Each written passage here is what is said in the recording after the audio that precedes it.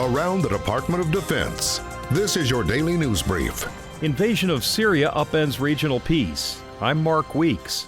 Defense Secretary Dr. Mark Esper said the Turkish invasion of neighboring Syria has resulted in casualties, large numbers of refugees, and widespread destruction. We oppose and are greatly disappointed by Turkey's decision to launch a unilateral military incursion into northern Syria. This operation puts our SDF partners in harm's way. It risks the security of ISIS prison camps and will further destabilize the region. The secretary said Turkish President Erdogan is to blame for undermining the successful multinational effort to defeat ISIS in Syria. He said the Turkish incursion has resulted in the release of many dangerous ISIS detainees. Esper said Turkey's unilateral action was unnecessary and impulsive, and Turkish President Erdogan bears full responsibility for its consequences. That includes a potential ISIS resurgence, possible war crimes, and a growing humanitarian crisis. Turkey is a valued NATO ally, but Esper said he plans to press other NATO allies to take collective and individual diplomatic and economic measures in response to Turkey's egregious actions. Esper will be visiting NATO headquarters in Brussels next week. The director of the Army National Guard says the Guard is adapting its manning and force structure to the national defense strategy and has met its strength and recruiting numbers over the past year.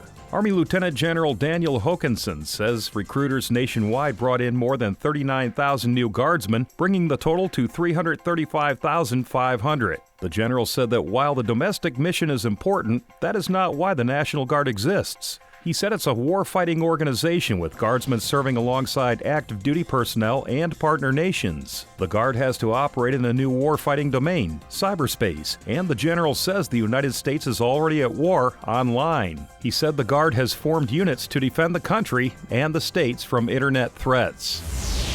The Army and Air Force and the Navy exchanges are no longer selling vaping products. The decision comes as statistics from the Centers for Disease Control and Prevention show there were 1,299 lung injury cases and 26 deaths related to the use of e-cigarettes or vaping products. Defense Department officials say vaping is not harmless. The vapor that users inhale can contain ultrafine particles, carcinogens, volatile organic compounds, and heavy metals. Researchers are still trying to understand the long-term impacts and health effects of inhaling the vapor. Proponents argue that vaping is safer than using traditional tobacco products, such as cigarettes. But department officials said it's actually too early to tell. Even if the ingestion of nicotine is safer through vaping, nicotine is still a dangerous chemical.